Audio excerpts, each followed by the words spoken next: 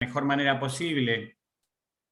Esta etapa me parece que es importante y felicito la elección de esta temática, en especial al director del instituto, a Walter, que siempre está muy a tono con las necesidades de los colegas y de la profesión. Y por supuesto, no se me escapa que la etapa de ejecución es la que más genera interacción con otros órganos, porque en la ejecución uno sale en la búsqueda, yo diría en la casa de bienes del condenado, y en esa casa de bienes los registros, los bancos, el Banco Central, etcétera, etcétera, son piezas fundamentales. Hoy por hoy tenemos algunos sistemas más simplificados de trabar embargo en cuentas, porque se han podido hacer los sistemas de oficios electrónicos, que todavía algunas dificultades traen, pero que han acelerado algún proceso. Y lo mismo pasa con el sistema de embargos al registro de la propiedad y lo demás. Los sistemas son electrónicos, el único problema que tenemos es que del otro lado sigue habiendo seres humanos que en algún caso se enferman o por lo menos no van a trabajar, y esto está generando muchas demoras en muchos de los registros en la etapa de ejecución, principalmente donde, insisto, más se necesita de otros órganos. Estamos desde el Colegio de Abogados de Morón y desde la provincia de Buenos Aires reclamando por estas cuestiones y por supuesto todas las otras que son sucedáneas, como los mandamientos, todo el esquema de embargos de bienes muebles, que también estuvo trabado durante mucho tiempo, y estamos ahora con los oficiales funcionando de manera no ideal, pero funcionando al fin. Bueno, se han destrabado un poco. Bueno, darle las gracias y no interrumpirlos más, simplemente decirles que el colegio sigue con sus puertas virtualmente abiertas y físicamente abiertas ahora en sus dos sedes, en la sede de Brown y en la sede de Mitre, y que los estamos esperando para que con todos los cuidados ustedes puedan seguir trabajando en esta profesión. Muchas gracias. Le cedo la palabra a Walter, creo, y bueno, y espero que disfruten esta excelente, seguramente, exposición. Bueno, muchísimas gracias, Jorge, por estar, por el espacio. Gracias a Julieta y a Araceli, que siempre están en el tema de organización, que para que esta jornada pueda salir excelente. Bueno, hoy tenemos una amiga de la casa, la doctora Clara Rosa Levi, que es participante activa del Instituto de Derecho del Trabajo del Colegio de Abogados de Morón. Un tema muy importante, como bien dijo Jorge, la insolvencia del crédito laboral en la etapa de ejecución. La voy a presentar, es abogada, es magíster en Derecho del Trabajo, Relaciones Internacionales, doctora en Ciencias Jurídicas, entre otros rubros que achicamos su currículum, ¿no? Y también es conferencista. Así que, Clara, te doy la palabra. Muchas gracias, Walter. Bueno, agradezco en primer lugar al colegio por unirnos pese a la distancia, ¿no? Porque si hay algo que debemos destacar es que gracias a estos eventos podemos continuar formándonos. Y agradezco especialmente a Walter por darme la oportunidad de compartir. A ver, vamos a ver si están viendo la pantalla. Ahí está.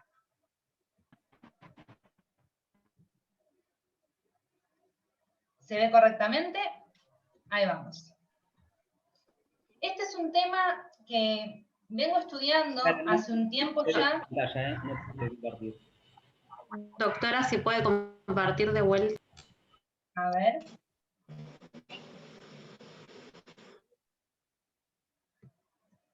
Ahí estamos.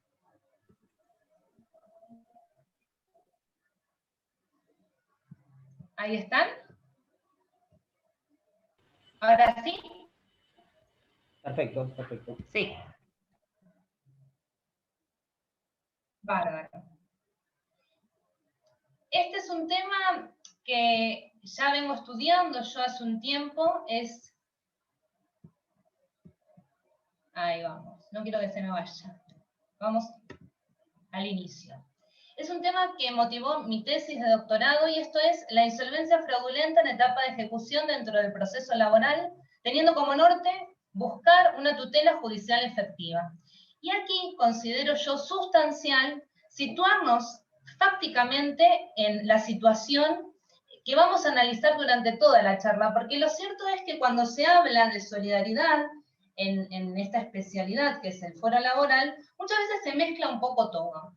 Y la situación fáctica de hoy, como bien dijo el doctor Frega, Jorge, es cuando atravesamos ese largo proceso de conocimiento y ya nos embarcamos en la travesía que fue llegar a la sentencia, y le decimos al señor Gómez, el trabajador a quien nosotros patrocinamos, hemos ganado el juicio.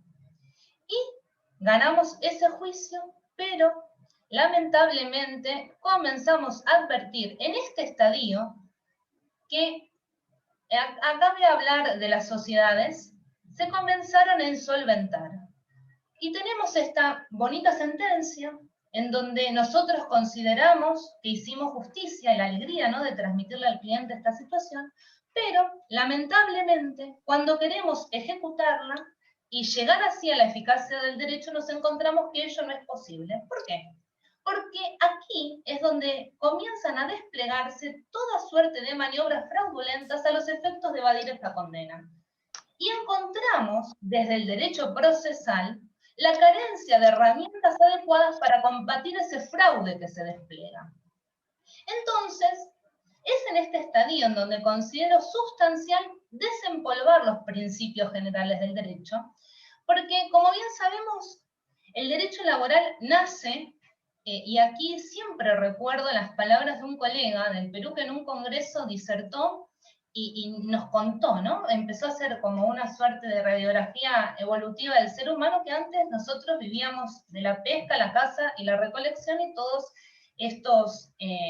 estos alimentos estaban al alcance de todos, pero con el devenir del progreso y del avance de la tecnología, como seres humanos nos insertamos dentro de un sistema, y para poder adquirir los bienes para la subsistencia, el trabajador, que no detenta la propiedad de esos medios de producción, tiene que enajenar su fuerza de trabajo, pone su fuerza de trabajo a favor del el empleador, quien es titular de estos medios, propietario de estos medios de producción. Y aquí nace esta desigualdad íncita y natural, que pareciera en la etapa de ejecución olvidarse de esto, que es la esencia del derecho del trabajo, ¿no?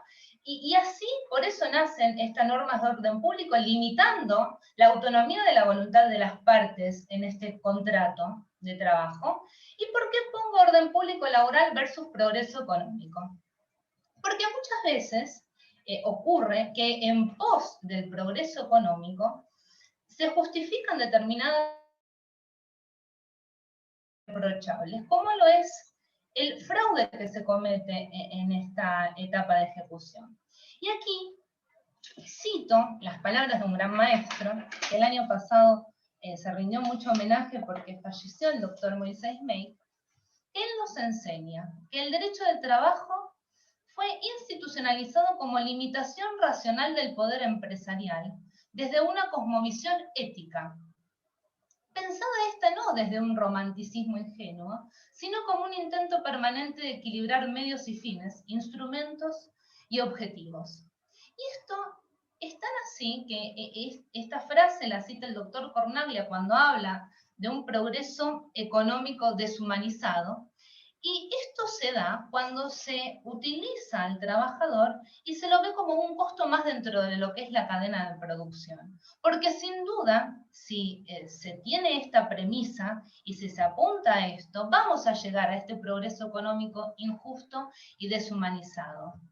Y es así cuando nos encontramos, y aquí utilizo las palabras de Jorge, el doctor Frega, ya cansados luego de la etapa de conocimiento. Todos sabemos cuánto demoran los juicios, y más ahora en este contexto terrible en el cual nos encontramos inmersos.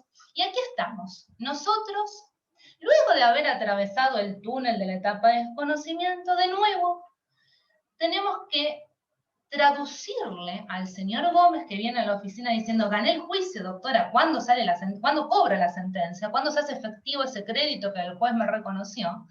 Y nosotros le tenemos que decir, bueno, Lamentablemente, ahora tenemos que ver de dónde nos vamos a cobrar. Y aquí, el señor Gómez nos dice, pero doctora, si don Fulgencio, él viaja todos los años a Europa y anda en un Mercedes-Benz, y hace poco, doctora, le compró a su hijo una casa en el country. ¿Cómo puede ser que no haya de dónde cobrarnos? Y bueno, resulta ser que su empleador fue, y aquí hago un paréntesis, porque cuando estaba armando la charla tengo un nene de 2 años, y digo, bueno, ¿cómo vamos a llamar a las sociedades? Y traigo, porque justo tenía arbolitos. Tenemos aquí Arbolito S.A. Arbolito S.A. es la sociedad que fue empleadora del señor Gómez. ¿Y qué pasó con Arbolito S.A.? Arbolito S.A. comenzó a desplegar toda suerte de maniobras a los efectos de evadir esa sentencia. Y aquí vamos a analizar ciertos conceptos que considero yo sustanciales tener presente cuando empezamos a ver qué es lo que pasó. ¿Por qué si Arbolito S.A. era plenamente solvente, de repente dejó de serlo? Y vamos a analizar un poco qué implica que desaparezca esa sociedad, ¿no? Entonces, Ferrara, el doctrinario italiano, define la simulación como la declaración de un contenido de voluntad no real, emitida conscientemente y de acuerdo entre las partes para producir con fines de engaño la apariencia de un negocio jurídico que no existe, o bien que es distinto a aquel que realmente se ha llevado a cabo. Quedémonos con esta frase, una declaración de contenido de voluntad no real. Es decir, que se encubre un acto jurídico querido y se despliega una declaración de voluntad diferente a la real voluntad de las partes, que está oculta, ¿no?, detrás de esa apariencia. Entonces, Código Civil y Comercial de la Nación 333, la simulación tiene lugar, bueno, cuando se encubre el carácter jurídico de un acto bajo la apariencia de otro, cuando el acto contiene, cuando es simulación absoluta y relativa, cláusulas que no son sinceras, fechas que no son verdaderas, o cuando por él se constituyen o transmiten derechos a personas interpuestas, que no son aquellas para quienes en realidad se constituyen o transmiten. Bien, bueno, la licitud o la ilicitud, de acuerdo a que perjudique o no a terceros, y aquí es lo que me interesa en analizar, ¿de qué nace la licitud o la ilicitud de este despliegue de simulación? En la causa. ¿Por qué se despliega esta declaración de voluntad no real? ¿Y qué es lo que se está queriendo encubrir? Analicemos ahora el fraude. ¿Qué es el fraude? Entonces acá yo siempre trato de bajar a la tierra porque le tenemos que explicar a nuestro cliente, aquí el cliente va a ser el señor Gómez durante toda la charla, al señor Gómez qué es lo que ocurrió.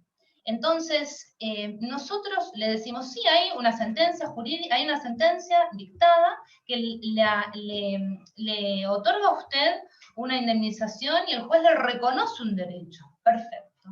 Pero aquí, don Fulgencio, a través de su sociedad, ha desplegado un montón de maniobras a los efectos de evadir esta condena. Y aquí es donde se despliega el fraude.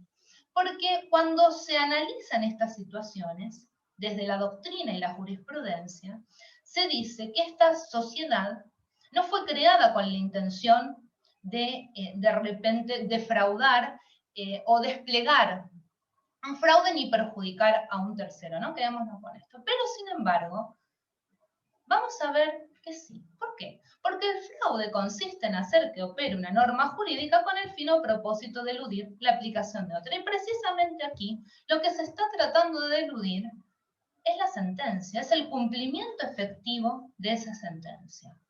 Yo traigo estos dos articulitos, ¿no? Artículo 12 del Código Civil y Comercial, en donde habla de orden público, y siempre la sanción, tanto del Código como lo de la ley, como de la LCT, la Ley contra el Trabajo, es obviamente desarticular el fraude, haciendo que se cumpla esa norma precisamente que pretende evadirse, ¿no?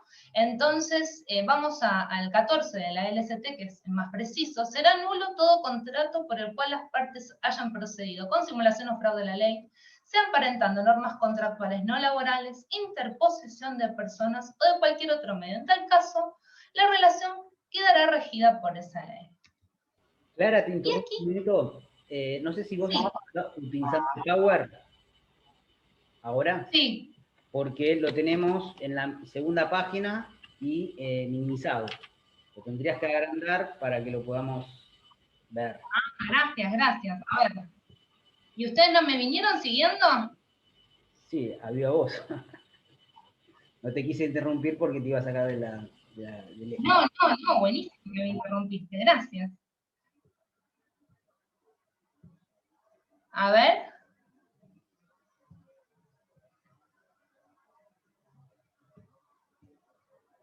Ahí no, yo por lo general tengo una copita abajo del Power, no sé si Julieta o Araceli están, que creo que lo hacen desde arriba. Ah, ahí está. ¿Ahora me ven desde el inicio? Ahí está. Sí, ahí está. Perfecto. ¿Ahora sí? Sí, doctora, ahí avanza perfecto. ¿Ahora sí? Sí. Ah, bueno, bárbaro. Gracias, Walter, y perdón, no sabía que no estaban viendo lo mismo que yo.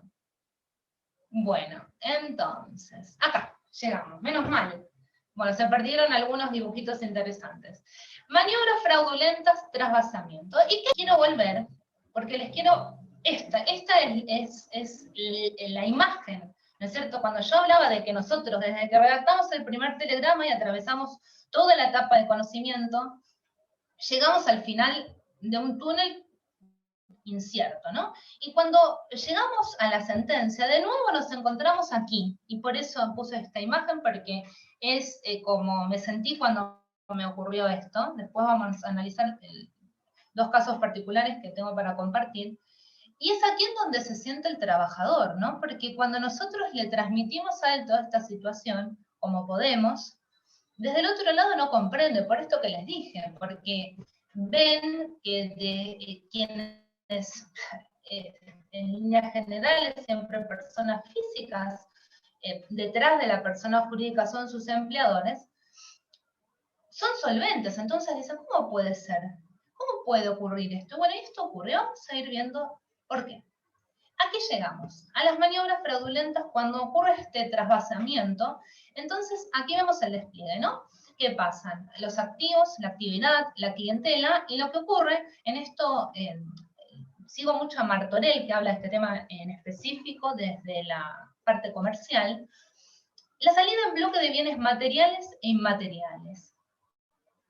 ¿Y qué ocurre acá? En líneas generales, cuando pasa esto, nos encontramos muchas veces con que tenemos que ir a verificar un crédito a un proceso falencial, que luego de atravesarlo como podemos, cuando nos quieren oponer acuerdos con quitas terribles, vemos que de repente puede ser una opción que ese proceso se cierre con una clausura por falta de activo, ¿no es cierto? Mientras tanto, las personas físicas, los dueños de esa empresa, han sustraído los bienes que tenía esta sociedad. Vamos a dar el hipotético caso de una sociedad, pero se da con personas físicas, o sea, pensemos que las variables pueden ser diferentes, tanto de personas físicas como jurídicas. Yo tomo esto porque es este caso en específico, que sea una sociedad y personas físicas, es en líneas generales lo que ocurre.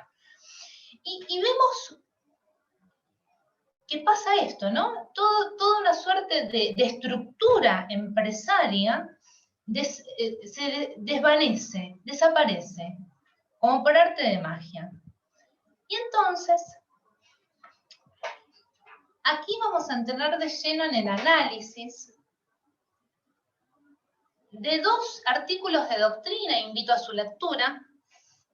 Realmente la fuente la saqué de internet, uno es Microjuris y otro, todo está publicado, me parece que en Ruizal con Sony. La primera es del doctor Diego Tula. Encontré que es juez de trabajo de San Isidro, nunca litigué allí, no tuve el gusto de escucharlo en ningún congreso, en ninguna charla, y la otra es del doctor Jorge Rojas. Y digo, todo lo comúnmente aceptado como cierto es falso. ¿Por qué? Porque hay ciertos presupuestos básicos sobre los cuales se rechaza una imputación de responsabilidad en este estadio en la ejecución, que no son tales. Vamos a ver por qué. Quiero analizar estos dos artículos de doctrina. El primero, el doctor Tula nos invita a reflexionar sobre si es posible extender la responsabilidad laboral en etapa de ejecución a sujetos que no fueron demandados originalmente. Entonces aquí vemos que él contrapone dos posturas que se dan en la Cámara Nacional del Trabajo con relación a este tema en específico, y una es la postura de Ferreyros y Cañal, y la contrapone a la esbozada por el doctor Álvarez y Pirola. En lo particular, la doctora Cañal fue mi maestra, con ella hice muchos cursos de posgrado, y tuve la gran dicha, ¿no?, de presenciar sus clases con una humildad y una honestidad intelectual admirables. Siempre ella habla de este tema y lo ve desde el otro lado, desde el Poder Judicial, desde lo que ven ellos que ocurren, que ven un montón de estos casos, ¿no es cierto?, que no se llega a la eficacia del derecho por mediar este tipo de maniobras, y nosotros, que es desde el lugar donde yo abordé este tema, es desde el ejercicio de la profesión, porque muchas veces desde el otro lado se pierde la empatía con el cliente, y no se llega a ver la magnitud de este problema.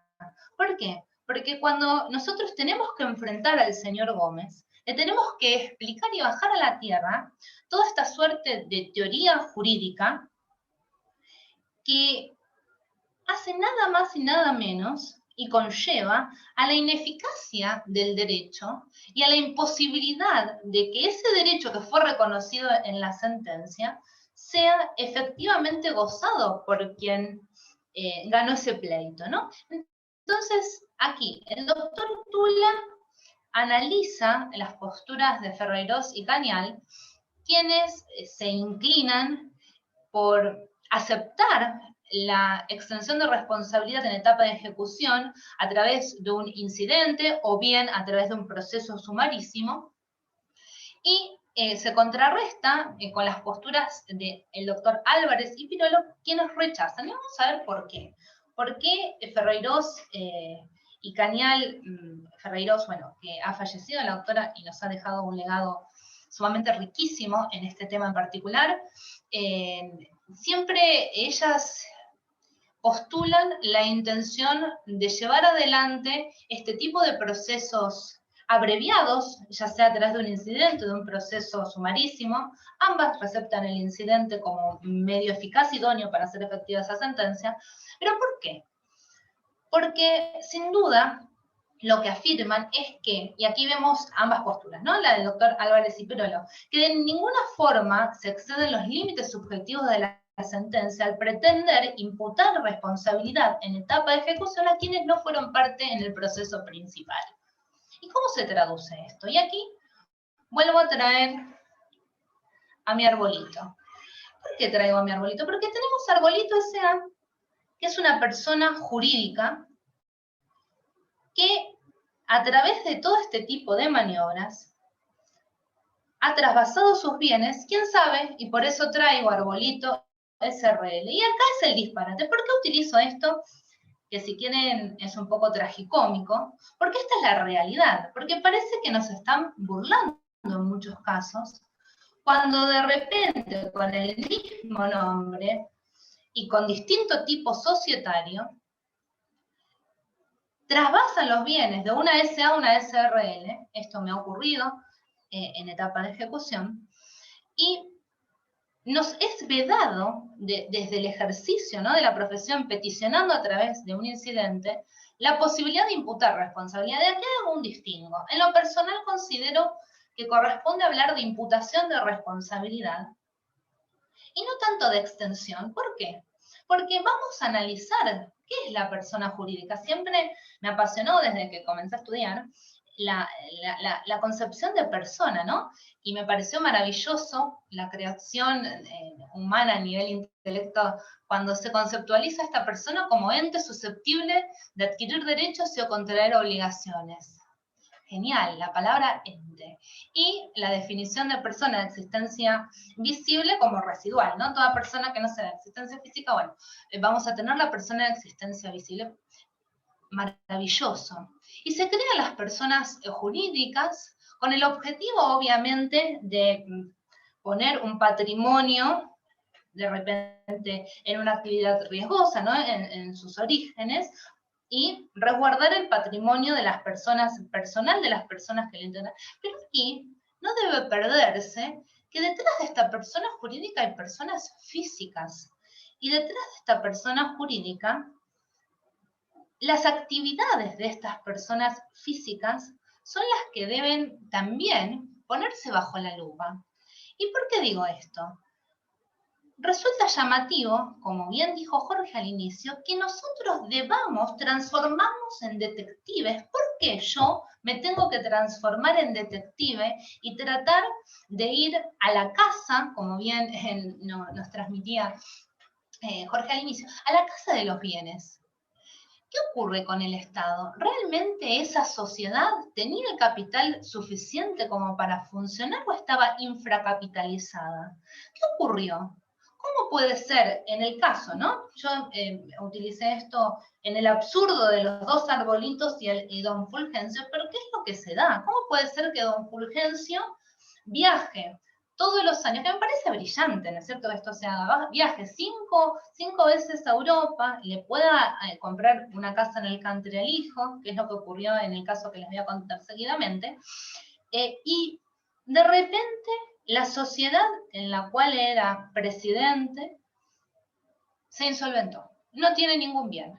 Mágicamente dejó de existir. Y tampoco es que dejó, ¿cómo deja de existir una sociedad? Tampoco es que esa sociedad cumplimentó con todos los requisitos necesarios para su liquidación formal conforme lo prevé la ley. Eso no ha ocurrido. Y sí, aparece este arbolito SRL, en donde no está don Fulgencio como presidente, sino su hijo, y continúan trabajando en el mismo lugar, con este trasvaciamiento, ¿no? de activos, de clientes, de bienes materiales y inmateriales, como puede ser una marca. Ahora vamos a ver algunos casos. Y pasa todo esto, ¿y qué ocurre con el análisis particular? ¿Qué es lo que pasa en la recepción jurídica, en la jurisprudencia y en la doctrina? ¿Por qué se rechazan estos pedidos? Desde mi lugar les anticipo, como pueden ir viendo, que yo sostengo que la herramienta procesal idónea para imputar responsabilidad en la etapa de ejecución es el incidente. Y que de ninguna forma, que esto es la postura de Ferreiros y Cañal, cuando han tenido la posibilidad de fallar en este sentido, de ninguna forma se vulnera el derecho de defensa en juicio de la otra parte, ni se pretenden aquí contrariar los límites subjetivos de la sentencia que se dictó en la etapa de conocimiento. ¿Y esto por qué? Porque si yo a través del incidente, que es lo que dice el doctor Tula, ¿no? Aquí hay serias cuestiones, dicen, constitucionales, principios procesales y razones de índole constitucional, el derecho de defensa. Si yo, y aquí propone esto Cañal, ¿no? Si yo amplío el plazo para que contesten el traslado que se les confiere del incidente de 5 a 10 días, o ampliémoslo a 15 días. ¿Qué ocurre? ¿Se está vulnerando el derecho de defensa? No. Y lo que está en juego es nada más y nada menos que la eficacia del derecho. Entonces, cuando de repente uno analiza las cuestiones y los casos en donde se rechaza este tipo de peticiones, ya sea a través, se les ponen distintos nombres, ¿no? Incidente, juicio sumarísimo, y ahora vamos a ver un poco en la jurisprudencia, se logra neutralizar la eficacia de la norma y sin duda aquí, como todos lo dicen, esta sentencia se transforma en un papel mojado, en el decir de César Ares, el doctor Ares, que él siempre nos habla de los derechos humanos laborales, ¿no? Esta sentencia se transforma en un papel mojado en manos del trabajador. Y por eso llegamos a afirmar ciertas cuestiones que son importantes analizar. Entonces aquí tenemos estas dos posturas, ¿no? Quienes están a favor de que de repente se incidente en etapa de ejecución y quienes no comparten por estas dos razones principalmente, ¿no? Entonces dicen, no fueron condenados. Y por eso traigo a colación, bueno, esta persona jurídica es una persona de existencia ideal, diferente a los socios que le integran. Bárbaro, pero ¿qué ocurre? ¿Cuál fue el funcionamiento de esta persona jurídica? ¿Cómo de tener de repente una estructura empresaria de envergadura pasó a tener nada? ¿Y cómo sus integrantes, socios, funcionarios, o bien o cómo esta nueva persona jurídica que se creó con posterioridad al dictado de esta sentencia, o casualidad, ¿no? Que ocurre muchas veces esto, es la solvente y la anterior? ¿Qué pasó? ¿Qué ocurrió con esto? Se ha llegado a afirmar, y esto es lo que me llamó la atención, aquí, a ver si seguimos, acá. Se enarbola la bandera del debido proceso legal, ¿no? El doctor Jorge Rojas, a quien tampoco tuve el gusto de conocer, esto es un tema que considero yo es necesario debatir. Y siempre desde el respeto, ¿no? Cuando muchas veces se dice, no hay que hablar de política, de religión, bueno, ¿por qué? Hablemos cada uno con su postura, cada uno con su pensamiento. Siempre quizás vamos a querer en el fuero íntimo nuestro convencer al otro, pero sí considero yo que este tema en particular, y más hoy en este contexto, en donde esto se venía dando desde hace muchísimo tiempo y se va a dar muchísimo más, es necesario traerlo a la mesa de debate y que lo discutamos. Siempre, obviamente, como digo, respetando la posición del otro, pero sí debatiéndolo. Aquí el doctor Rojas, él habla de un debido proceso legal, ¿no? Pone el acento en el derecho a la jurisdicción, en el derecho de defensa, un juicio de la parte que no formó parte, que no formó parte en el proceso de conocimiento. ¿Cómo puede ser que se le quiera extender una condena? Bueno, discutamos un poco todo esto, y aquí trae, así como al pasar, el artículo 144 del Código Civil y Comercial, el artículo 144 y artículo 54 de la Ley de Sociedades, que hace referencia a la inoponibilidad de la persona jurídica. Este artículo es muy interesante. Y más interesante es lo que a renglón seguido este jurista dice, ¿no? Vamos a analizar. Dice, la actuación que esté destinada a la consecución de fines ajenos a la persona jurídica constituye un recurso para violar la ley, el orden público, la buena fe o para frustrar derechos de cualquier persona, se imputa a quienes a título de socios, asociados, miembros o controlantes directos o indirectos le hicieron posible, quienes responderán solidaria e ilimitadamente por los perjuicios causados. Qué interesante. Entonces, ¿de qué estamos hablando? Yo cuando intenté extender la responsabilidad e imputar a través de un incidente responsabilidad en la etapa de ejecución, todos quizás los que hayan intentado o quieran hacerlo, echamos mano a este artículo. Y nos encontramos con que muchos piensan de esta forma, como el doctor Rojas, y afirman esto, ¿no? Esto está en el artículo que, a ver, él habla, extensión de condena, dice incidente o proceso, el título de su artículo, y afirma esto, dice, precisamente, no es la rigidez legal la que caracteriza la cultura del país para exacerbarla al punto señalado precedentemente, por lo cual sería conveniente una adaptación legal de situaciones como las planteadas, porque no se puede pensar en la comisión de un ilícito cuando se contraviene una norma administrativa o algún tipo de disposición legal que no se condice con el desempeño o el giro comercial en plaza de una empresa. Realmente me asombró y mi cara quedó parecida a la de la pintura. ¿Pero por qué? Porque con esto, ¿qué es lo que se está diciendo? ¿Cuál es el mensaje? ¿Que es correcto? Y aquí se confunde, y aquí es donde digo yo que se confunde. Él hace referencia a un fallo, que se los leo, en donde se recepta la extensión de responsabilidad a los socios de una persona jurídica, pero por falta de registración laboral. El fallo dice así: en el supuesto de trabajo no registrado, no se verifica un mero incumplimiento aislado como podría ser el retraso en el pago de salarios, sino que lo que existe es la comisión de un ilícito y pone de manifiesto una metodología de gestión y administración destinada a eludir la ley y las cargas fiscales, gestión cuyo control estaba en cabeza del demandado. este fallo es el que dio origen a esta frase, ¿no? Y aquí se confunde un poco todo, porque una cosa es iniciar una demanda demandando a la persona jurídica y a los socios que la integran, teniendo como fundamento este articulito, el 144, imputando la responsabilidad por una falta de registración o una falencia en la registración. Y otra cosa diferente es imputar responsabilidad en etapa de ejecución cuando media insolvencia por parte de la persona que fue condenada. Entonces, si se mezcla todo esto, se llegan a afirmar estas cuestiones, que también son cuestiones, esta afirmación merece un análisis, ¿no es cierto? Afirmar que no es la rigidez legal la que caracteriza la cultura del país y que de repente el pago de salarios fuera de registro o bien el no registrar una relación laboral no es un ilícito. Llegar a esa afirmación nos hace repensar qué sociedad queremos, desde qué lugar. Siempre digo, y esto es interesante también debatirlo, ¿no? El derecho, sin duda,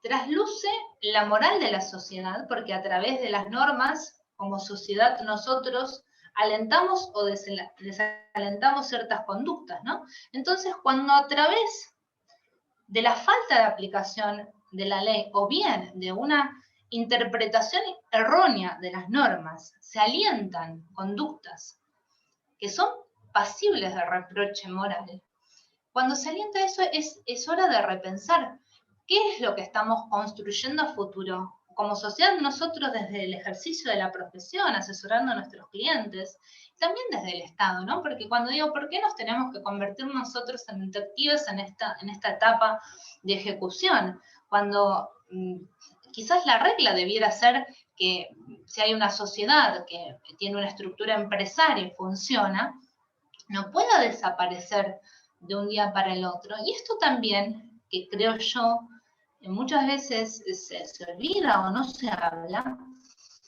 aquí no solamente se está perjudicando al trabajador que tiene su bonita sentencia en un cuadro en su casa y nosotros quizás tengamos una colección en nuestros estudios. Aquí se está perjudicando a la sociedad toda. Y hago un paréntesis, la gran dicha, ¿no?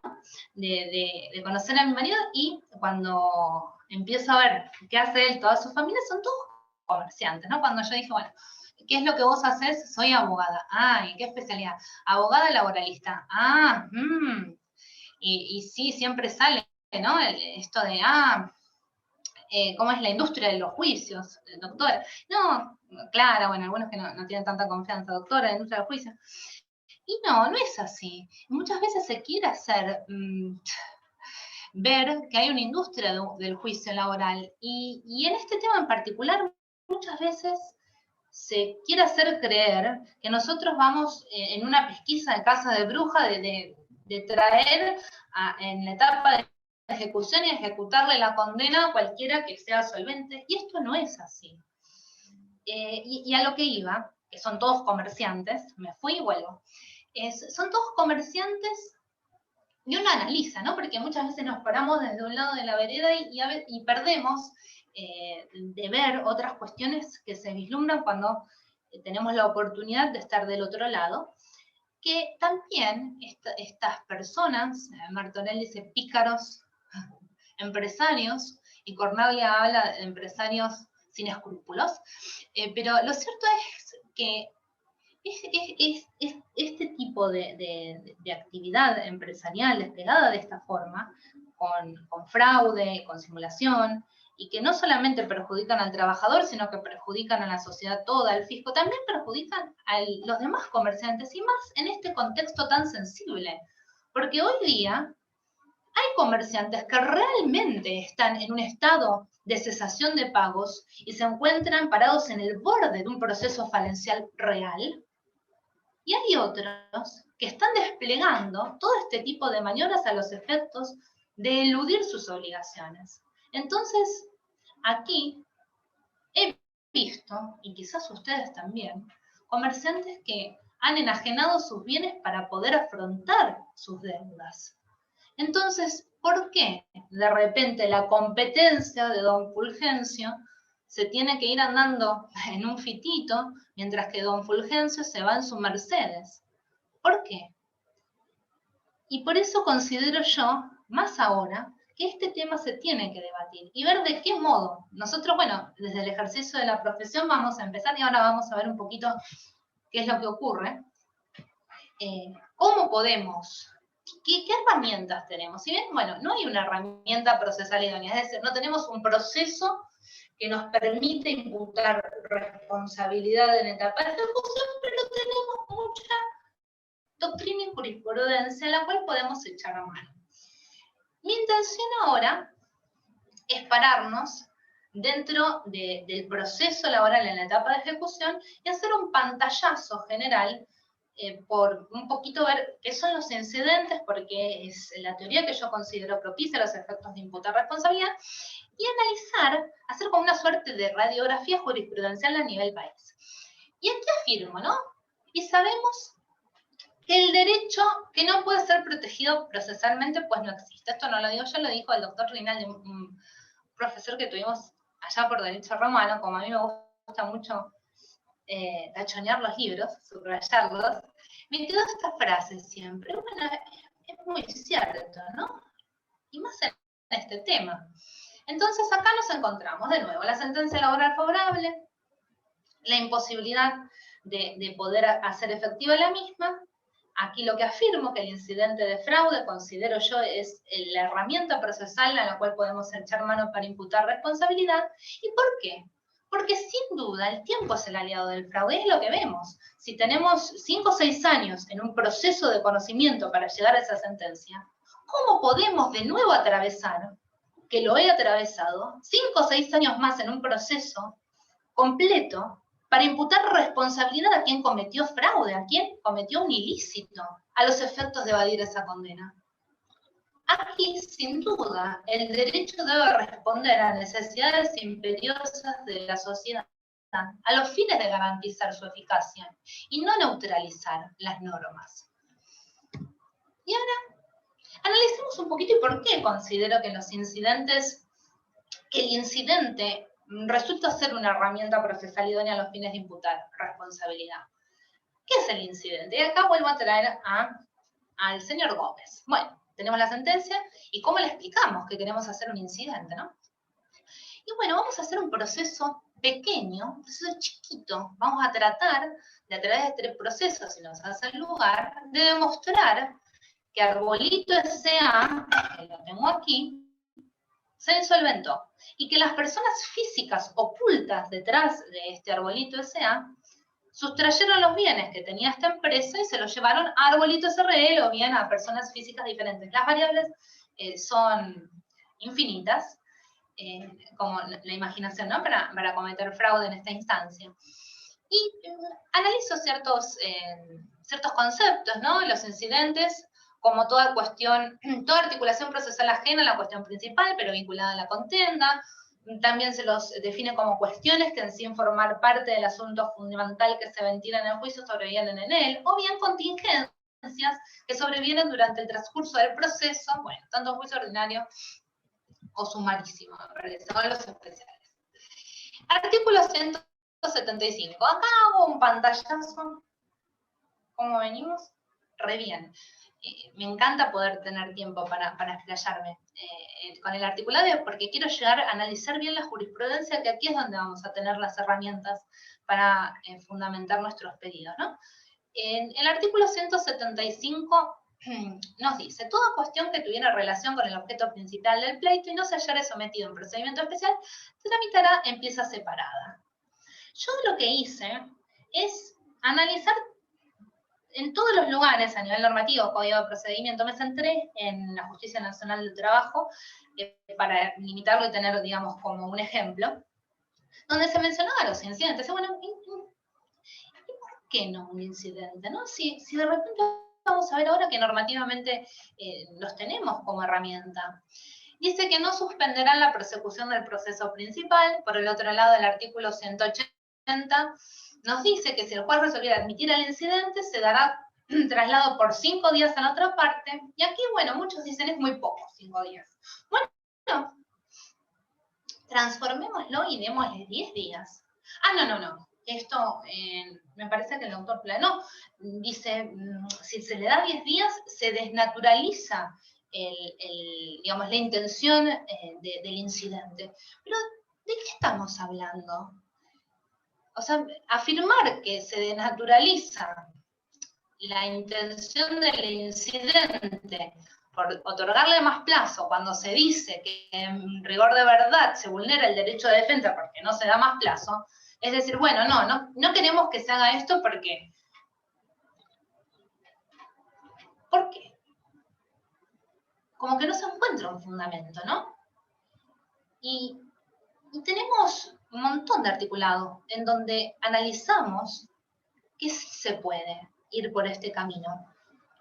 El artículo 181, por su parte, nos dice, incluso se puede producir prueba. A ver, si hubiere de producirse prueba, se requiere audiencia al juez, la señalará con una fecha que no podrá exceder de 10 días.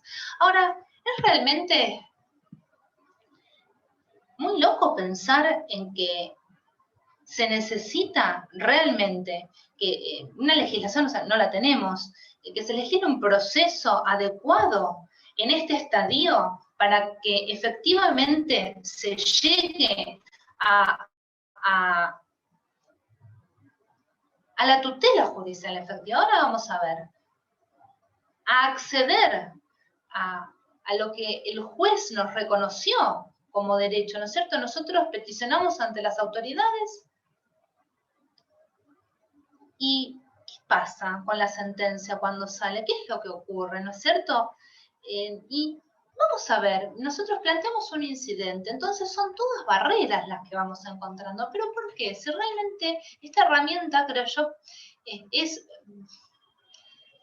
justa, es la herramienta justa, porque es un proceso corto, y si no existe normativamente, bueno, nosotros desde el ejercicio de la profesión, peticionemos en este sentido, y sin duda del otro lado, y ahora vamos a ver, va a haber gente que nos escuche, va a haber gente que realmente diga, bueno, aquí lo que están planteando es sustancial, porque hace a la eficacia o no del derecho.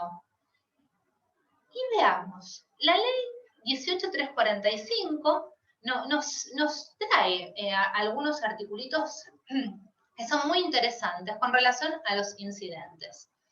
Aquí dice, en todos los casos el juez deberá adoptar las medidas adecuadas para que los incidentes no desnaturalicen el procedimiento principal y darles el trámite más económico. Ahora bien, este es uno de los que más me llamó la atención. Si el empleador, el artículo 138, si el empleador en cualquier estado del juicio reconociera adeudar al trabajador algún crédito líquido y exigible que tuviera por origen la relación laboral, a petición de parte se formará incidente por separado, y en él se tramitará la ejecución de ese crédito por el procedimiento establecido en los artículos 132 a 136. Ahora bien, si a través de un incidente se puede reclamar el reconocimiento de una deuda por parte del empleador, ¿por qué no a través de un incidente se va a poder reclamar precisamente el cumplimiento de esa sentencia?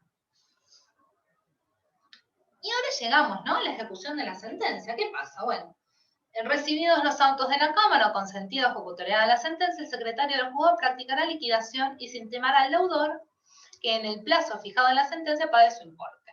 Contra esta intimación, bueno, solo procede la excepción de pago. Remiro seguido. Si no se hubiera opuesto excepción o esto hubiera sido desestimado, se trabará embargo en bienes del deudor y se decretará la venta de ellos por el martillero que los juez designe. Ahora bien, aquí nos encontramos de nuevo. ¿Qué sucede cuando en esta instancia del proceso el deudor no posee bienes para hacer frente a la condena? Y aquí comienzo yo a analizar la jurisprudencia, los casos, porque si yo ahora les pido a ustedes que levanten la mano, ¿quiénes tienen sentencias que no han podido ejecutar? Queridos colegas, quizás todos estemos levantando, yo levanto mis dos manos porque realmente somos muchos los que compartimos la imposibilidad de de poder hacer efectivo ese derecho reconocido por mediar fraude por parte de los condenados. Y aquí, insisto, es necesario una herramienta procesal, pero no la tenemos. Entonces, ¿qué es lo que tenemos? A ver si llego acá. Tenemos jurisprudencia. Tenemos jurisprudencia que recepta el incidente en etapa de ejecución, y aquí les recomiendo la lectura de los fallos de la doctora Diana Cañal en este sentido. Yo traje dos, así como ejemplo. En la sala 3, bueno, en autos, Isbel y Condam resuelve. El vaciamiento fue justamente consecuencia del conocimiento de su reclamo. En este sentido, es indudable que el profundo y sustanciado planteo de Belli adquiere, en el caso, las características de tramitación incidental. ¿Y qué es lo que se dice aquí? ¿Por qué no se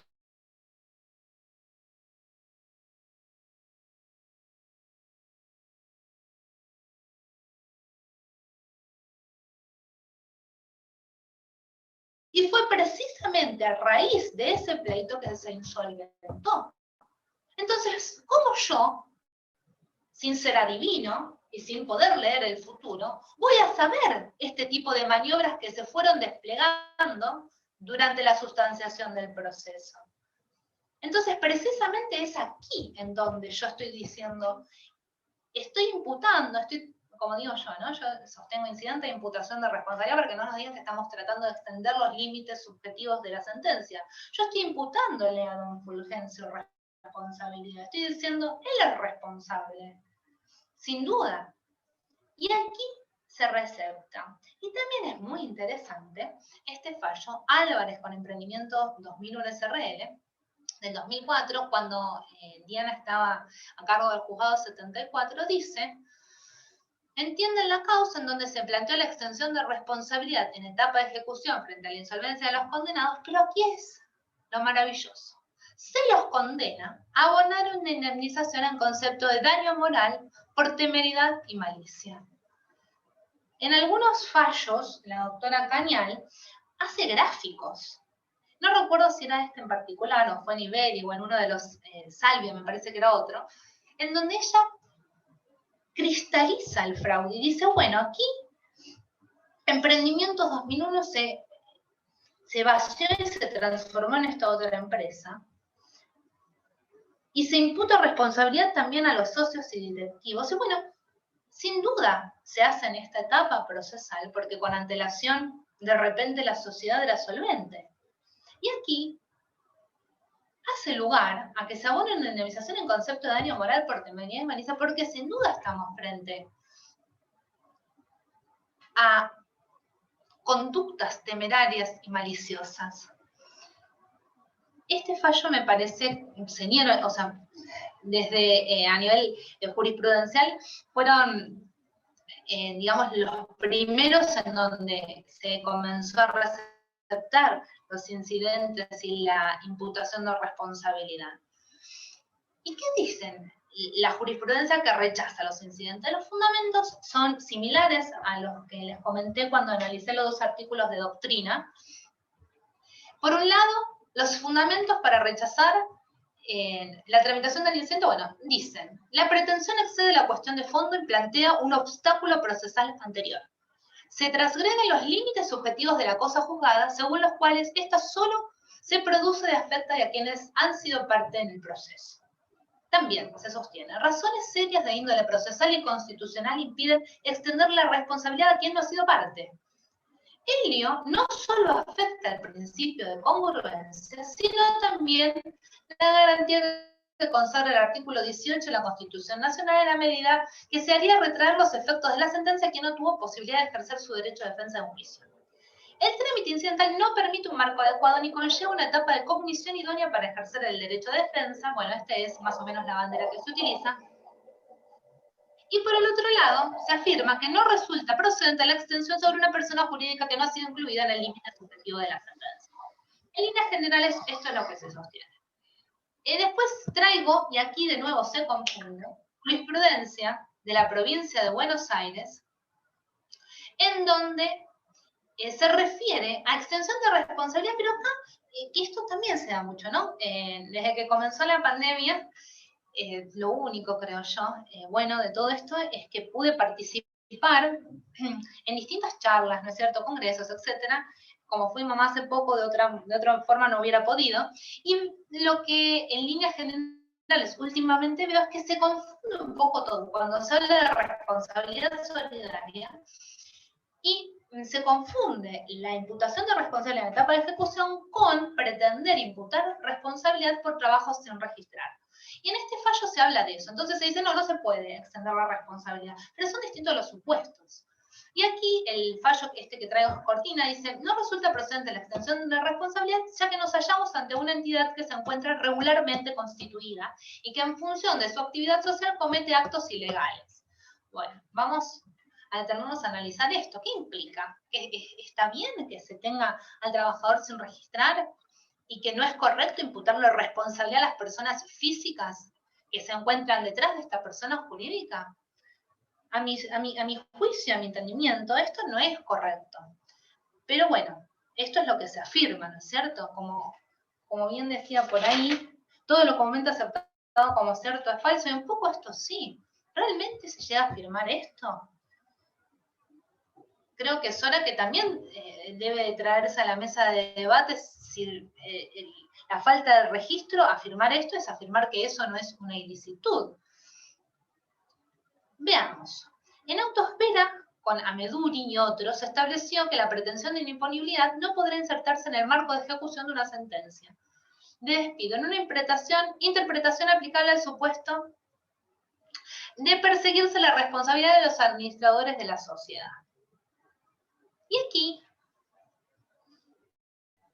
hago como una suerte de radiografía de distintos fallos jurisprudenciales que se han dictado a lo largo y ancho de todo el país.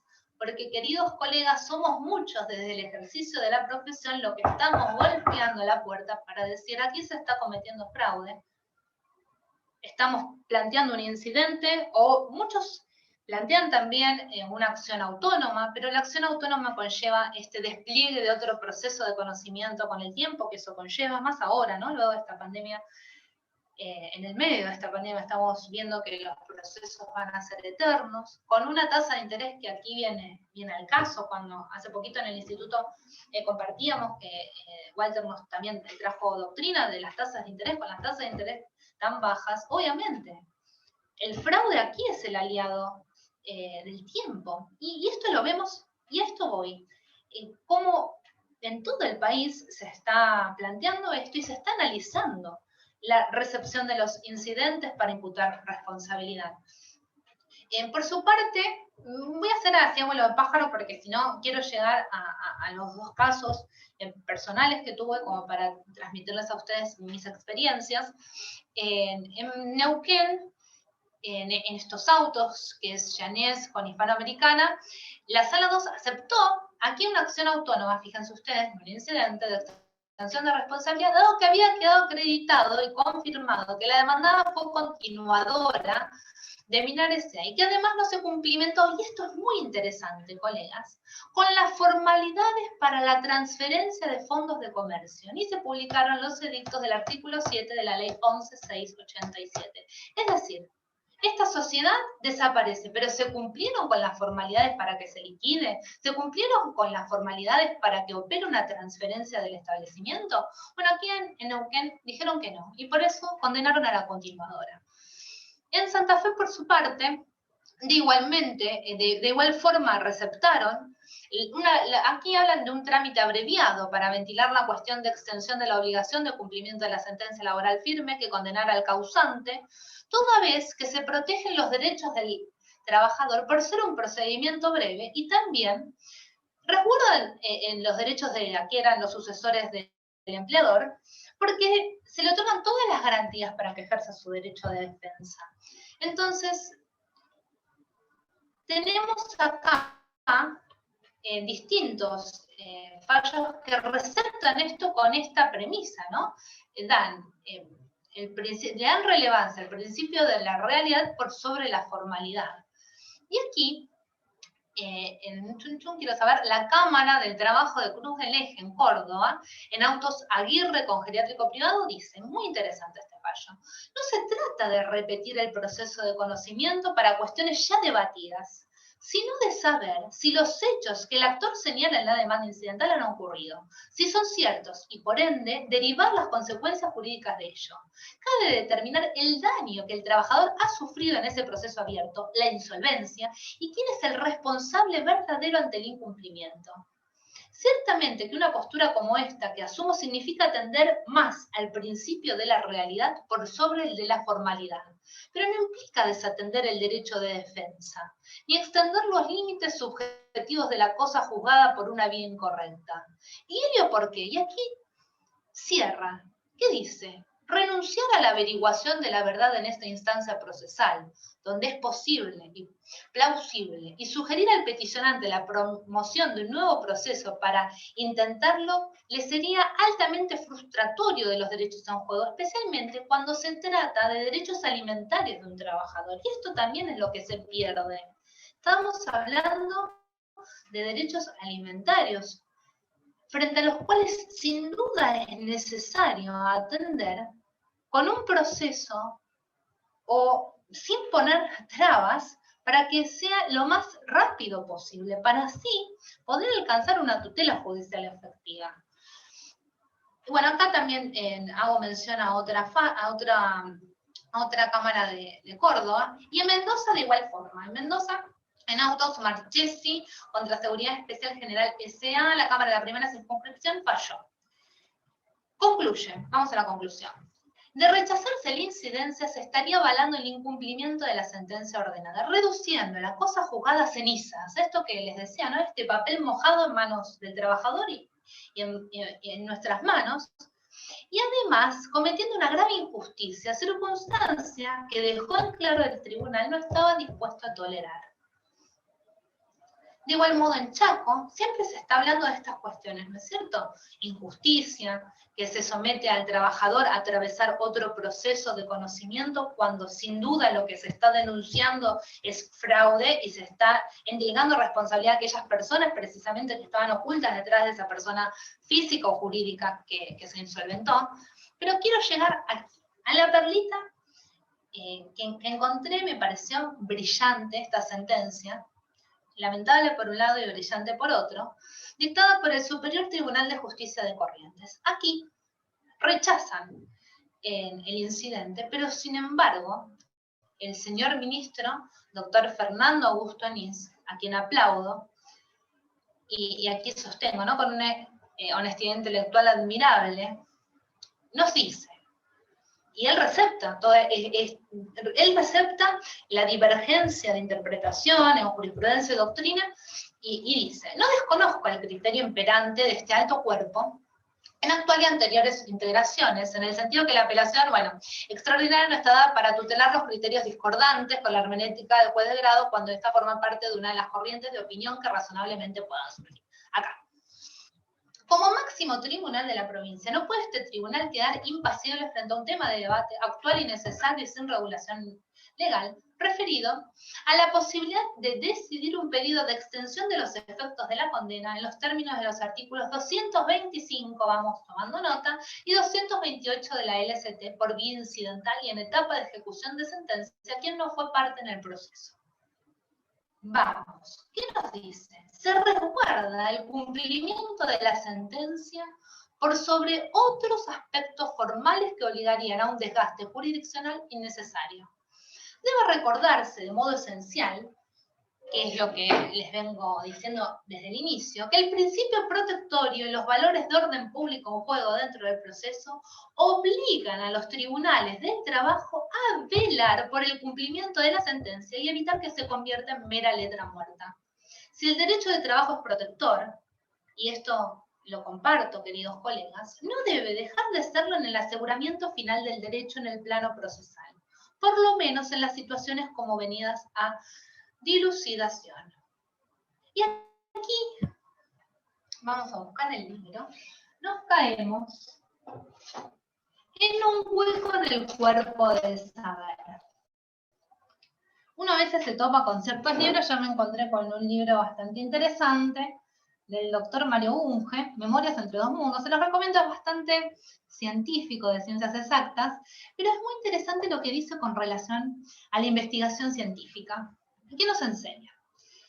Él dice, o sea, la investigación científica no comienza por la observación, como sostienen los empiristas, ni por la crítica de un mito, como afirmó Popper, sino por el planteamiento de un problema de conocimiento, o sea, describiendo un hueco en el cuerpo del saber. Y aquí dije, claro, acá estamos, en nuestro hueco, como abogados litigantes, que desde ese lugar comencé mi investigación, nos encontramos en un hueco en el cuerpo del saber. Y él, el doctor Bunge, dice, ¿no? Es necesario a veces tocar fondo para emerger y dar algo de claridad sobre un tema tan oscuro como este. ¿Pero por qué? Porque, y llegamos aquí, a ver dónde estamos con mis casos. Acá. Me gustan mucho las frases, como eran. Y estas frases las saqué, no sé, era una página de autoayuda, pero vino el caso, ¿no? Nada se vuelve real hasta que se experimenta. Incluso un proverbio no es un proverbio hasta que tu vida lo haya ilustrado. Y aquí los voy a traer conmigo al hueco en el cuerpo del saber con las experiencias personales que tuve. Cuando comencé a estudiar esto dije, bueno, esto está genial. Entonces, cuando vino el caso, dije, bueno, vamos allá adelante. Acá están todos los elementos que venimos analizando y se da el trasvasamiento, se dieron todos estos casos. Acá estamos con los autos. Suárez con Sol América. Le dije a mi querida socia, a mi mamá, nosotros trabajamos en un estudio chico, somos nosotros, mi madre, yo y mi padre es contador, y desde ese lugar ejercemos la profesión, y desde ese lugar comencé yo mi camino, también advirtiendo esta situación, ¿no? Que quizás mi madre tiene un montón de sentencias donde desde el sentido común, sin que estuviera tan desarrollada esta teoría, mucho menos en aquel entonces, cuando no teníamos el acceso a la información que tenemos hoy, ella planteaba en un montón de juicios esta cuestión, ¿no? Desde el sentido común, no, pero miren, me acuerdo de un caso, no sé, leí la sentencia del año 90 y pico, son los mismos, están en el mismo establecimiento, y bueno, no hacía el lugar porque eran otra persona, no, me acuerdo linealmente de los fundamentos. Y yo dije, bueno, cuando comencé a ejercer, dije, bueno, acá está el caso.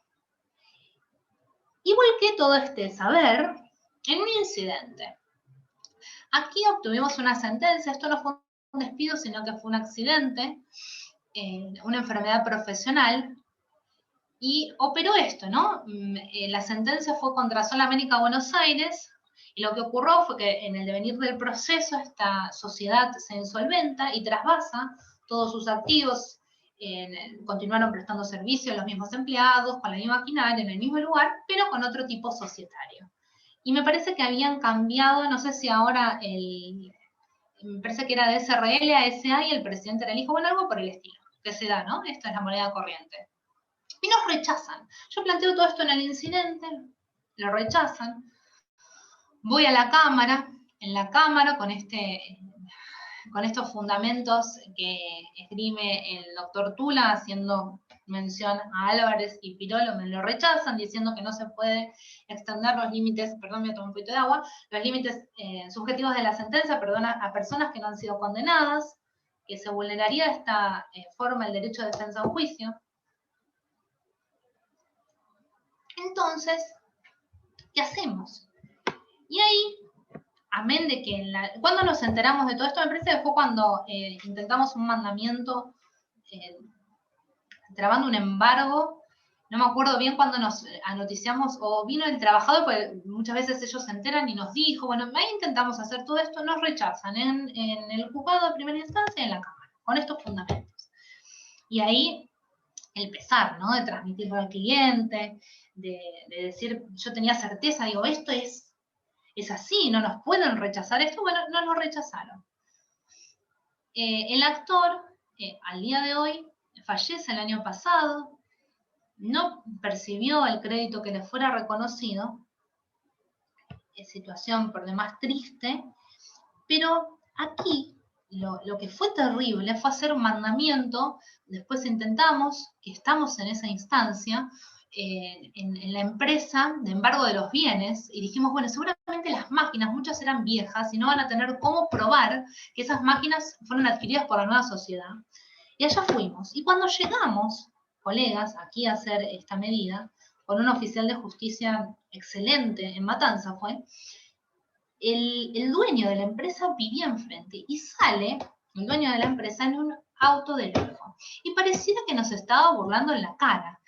Y aquí el trabajador nos había dicho esta situación. Quizás no quise exponerlo, ¿no? Pero un poco don Gómez, mi trabajador es Suárez, ¿no? Porque nos pasó esto. Y el sinsabor de que no pudimos hacer justicia es tal que desde el otro lado del mostrador, como digo yo, muchas veces pierden esta empatía para con el justiciable. Y somos nosotros el nexo, y somos nosotros quienes tenemos que hacer complejos. Y a veces, a ver si quiero llegar, es el sentido común el que da un poco de luz frente a tanta oscuridad, ¿no? Porque los trabajadores nos quedarían unos 10 o 15 minutos, afirmativamente. Bueno, vamos a estar. Bueno. Sí. Resumo. Igualmente ya estamos por el final. En otro caso que tuvimos, en donde aquí sí la realidad superó la ficción, inimaginable lo que nos pasó. Obtenemos sentencia en primera instancia, aquí son los autos, si quieren los pueden buscar. Fue un despido, fue una trabajadora sin registrar, la demandada estuvo en rebeldía durante el proceso.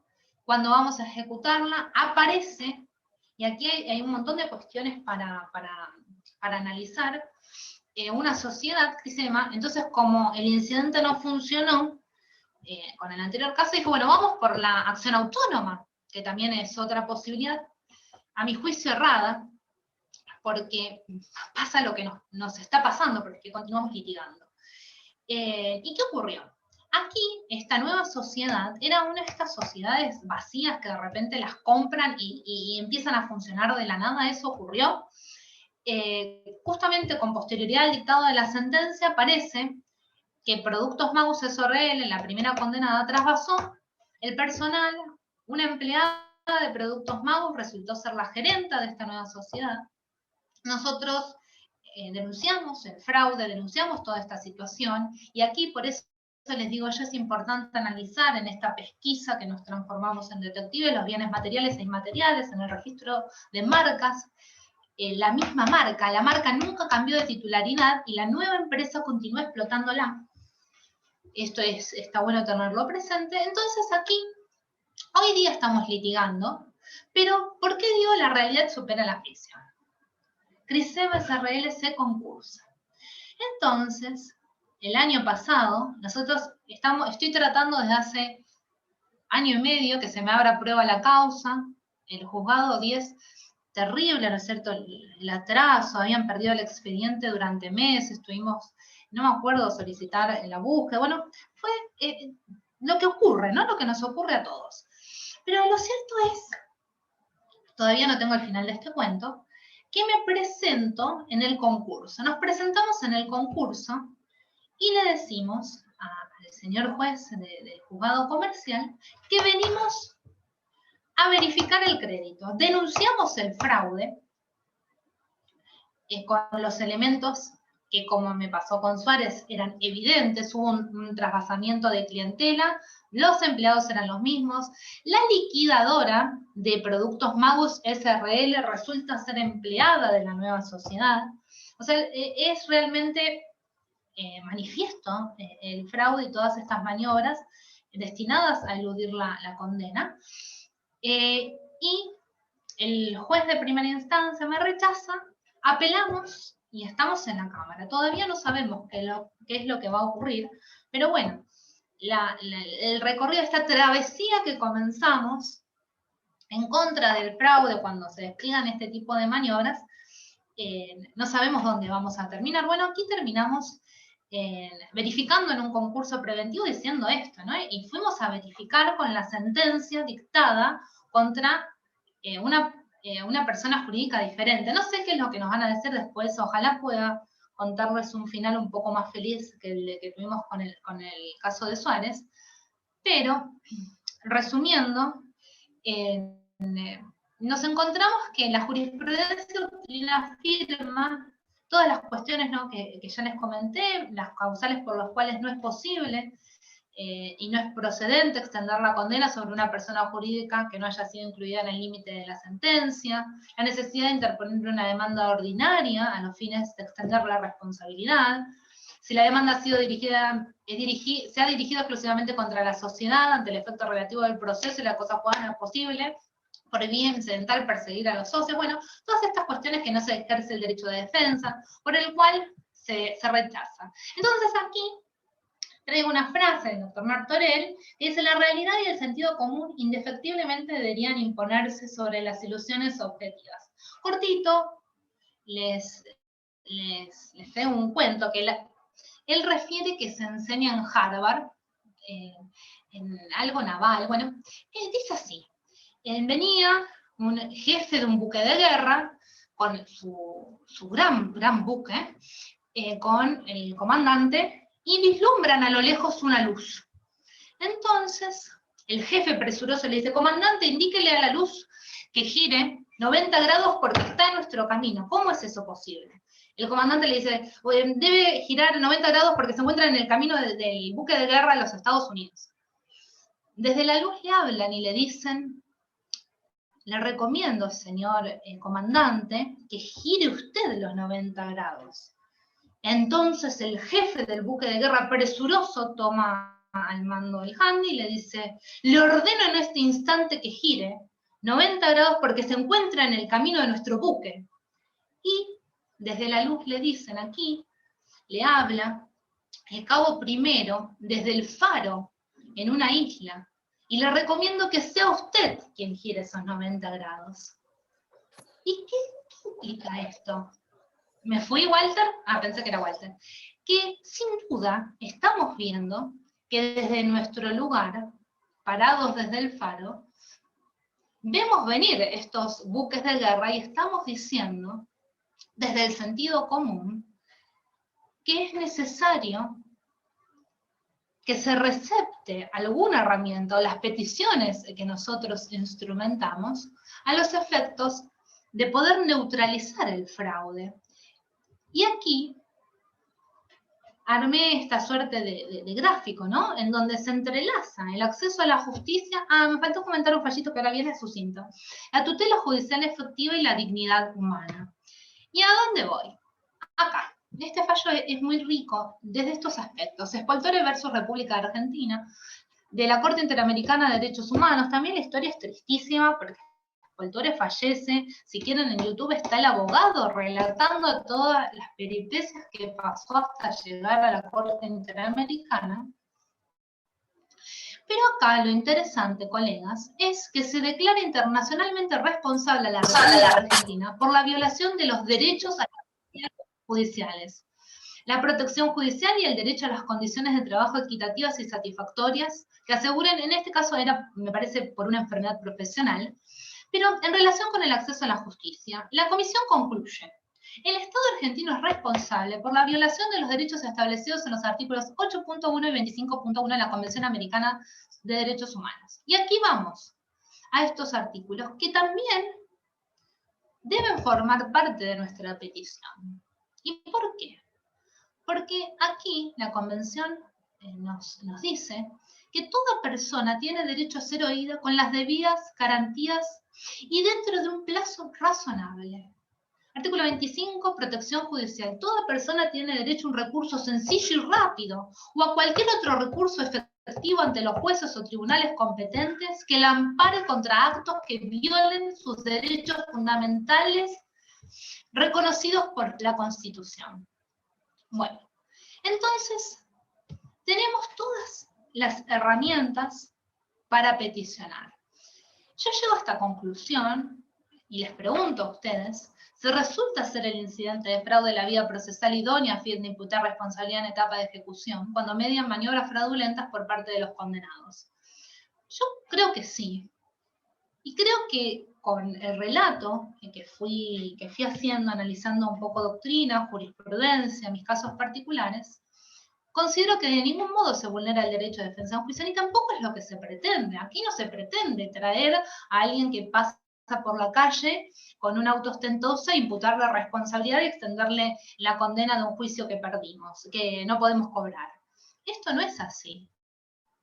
Y creo yo que esto debe discutirse, debatirse, y nosotros tenemos que pedirlo, porque la tutela judicial efectiva se alcanza cuando la solución final del pleito tiene lugar en un plazo razonable. Y lamentablemente nos enfrentamos, yo comencé a ejercer hace, van pasando los años, antes en las audiencias era la más joven, ahora en una de las audiencias que fui la más grande, dije, ¡apa! Pasó un tiempo. Pero ¿qué ocurre? Vemos esto, ¿no es cierto? Estos procesos eternos en donde nos encontramos como esa imagen que les di, ¿no? Al final vemos un túnel, lo vemos al final, y cuando llegamos al final tenemos que atravesar otro túnel en etapa de ejecución. Y lo cierto es que resulta imperioso que desde el Poder Judicial recepten y también que nosotros pidamos. Y aquí siempre me acuerdo, no sé pintar, pero tuve la inquietud de ir a clases de pintura, y siempre me acuerdo que una compañera, yo fui horrible pintando, estaba haciendo el tutú de una bailarina. Y si hay algo, lo único que rescaté del curso, porque no aprendí a hacer mucho, si hay algo que recuerdo es verla con el pincel creando ese tutú, que fue maravilloso, ¿no? El acto de la creación del artista. Y creo un poco que en la época del copy-paste, ¿no? Que todos utilizamos, en este libro de pecado que tiene la primera piedra, los modelitos como guía, también está bueno que nosotros desde nuestro lugar, con nuestra experiencia, con los conocimientos que vamos adquiriendo, peticionemos dándole nuestra impronta y nuestra propia pincelada. Y quizá este es el norte para que a futuro, desde la creación, desde la jurisprudencia, a través de nuestros pedidos, se cree, ¿no? un proceso específico para denunciar fraude e imputar responsabilidad. Así que bueno, desde este lugar creo yo interesante este tema, da para mucho debate, para analizar. Quizás todos tengan ustedes también casos en donde están analizando, bueno, de qué manera, cómo lo hacemos, y bueno, no sé si Walter surge algún tipo de posibilidad de analizar preguntas. Hasta aquí creo yo que, a ver, vamos acá. Bueno, hasta aquí llegué tratando de esbozar como una suerte de radiografía. Perfecto, bueno, excelente, Clara, muchas gracias por la participación, la exposición y una dedicación con respecto al Power, ¿no? Hiciste un collage con el Power muy interesante, pasando por diferentes estadios. Así que es un tema, como lo mencionó Jorge, es un tema muy delicado, un tema que a veces no tenemos herramientas, más con respecto a la doctrina de la Suprema Corte, que mencionaste Cortina, hasta Ávila, entonces ahí tenemos una especie de muro para extender la responsabilidad a los socios cuando no podemos hacer efectiva estas sentencias favorables. Así que bueno, vamos a ver si hay algún tipo de consultas. Creo que había... Vamos a ver, acá la doctora González Dolores dice, trabajador con sentencia firme a favor, todas las partes están notificadas, también demandada con el artículo 54, ley honorarios, pero su abogado no ejecutó la misma.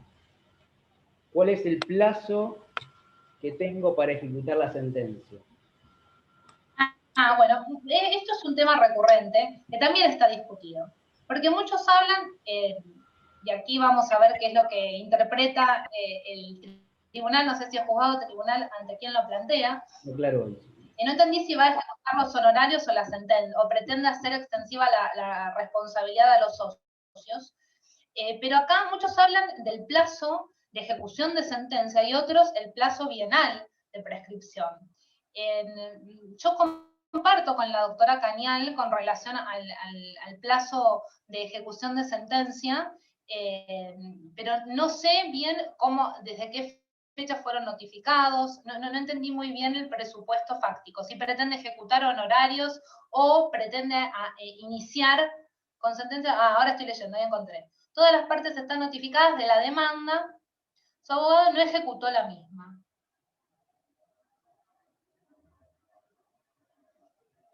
Sí, porque también habló de honorarios. No es honorario, es la sentencia. Bueno, no, acá le recomiendo a la lectora que esto lo trata, y hay fallos a favor de la doctora Diana Caninari, que ella rechaza que se aplique el plazo bienal de 2 años y dice que corre el mismo plazo para ejecutar la sentencia.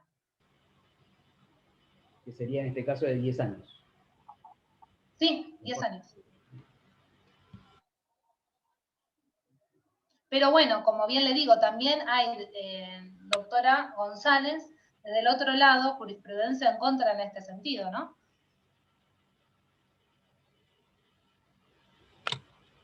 No sé también si es provincia o capital, pero bueno.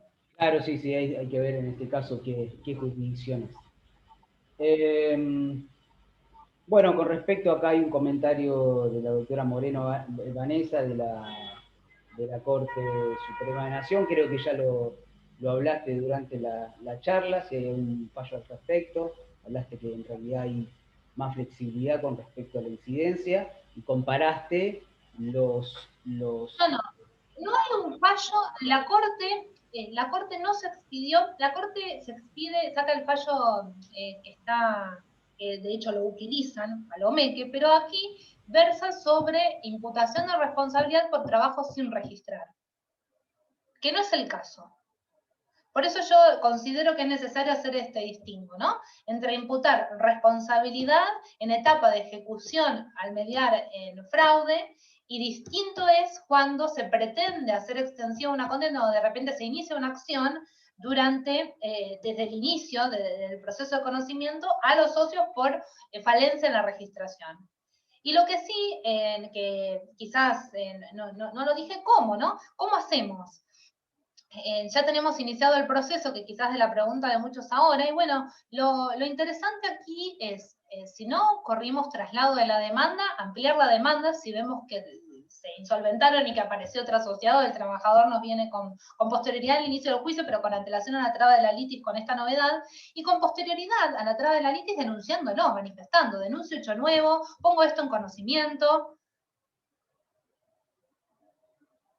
Y aquí me viene el doctor Aguilar Norberto, en la página de SPES, que hay muchísimos fallos de la doctora Diana Cañada al respecto, sí. Y también les recomiendo la lectura del Boletín Temático de Jurisprudencia de la Cámara Nacional del Trabajo. Después, si quieren, les paso lo que yo tengo. No sé si hay alguna pregunta. Agradezco, entre paréntesis, a una querida colega de Mendoza, aquí presente, la doctora Vanina Tom, que desde allá de Mendoza también ellos estudian esto con las mismas trabas que venimos nosotros aquí enfrentando. Bueno, acá hay otra consulta clara, no sé si te la leo directo, con el doctor Juan Pablo Caminos. La solución que se plantea a esta problemática sería iniciar un incidente ofreciendo prueba de la actuación fraudulenta de la demandada. ¿Qué tipo de prueba? ¿Es lo mismo en capital? Bueno, y aquí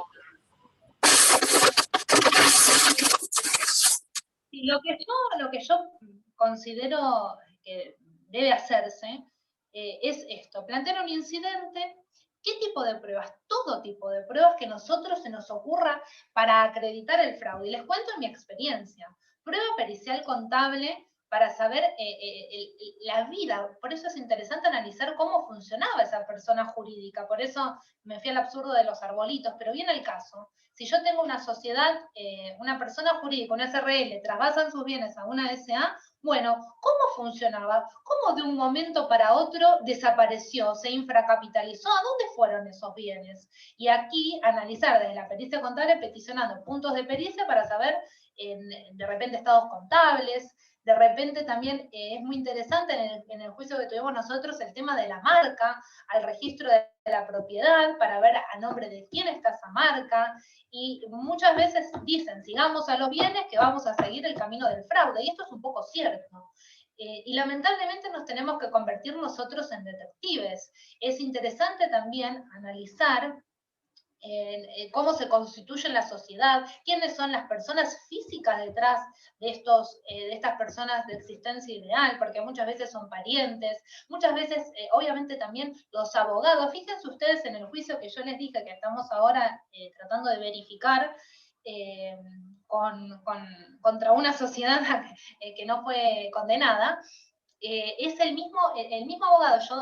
Y aquí pido también, que es una herramienta, que se los procese o, digamos, investiguen por el delito de estafa procesal, porque el mismo abogado que abre el concurso, en la obligación de denunciar el resto de pleitos que tienen contra la condenada, no denuncia nuestro juicio.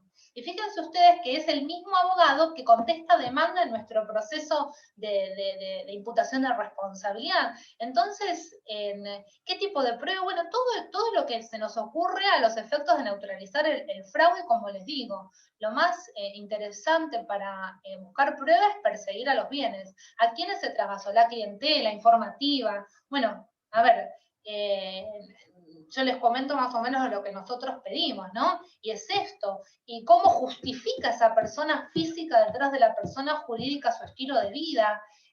También, a ver, no seamos ingenuos, hay que ver a qué nos da lugar. En líneas generales, también sería interesante de repente promover el incidente solicitando se amplíe el plazo para contestar la demanda y para que la otra persona pueda ejercer correctamente su derecho de defensa, pero sí acompañando de antemano, de repente índice de titularidades de bienes, por qué alguien tiene tantos bienes y de qué manera los hizo, ¿no?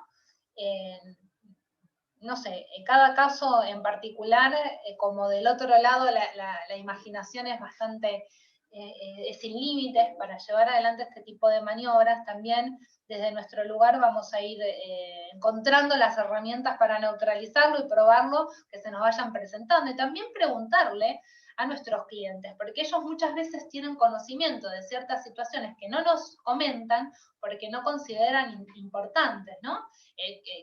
No sé, se me ocurre, que nos ha pasado. Sí, Fulgencio es el titular, pero no, la que tiene todos los bienes es tal. Y esto pasa, ¿no? Hacer una suerte de indagación para con el trabajador también.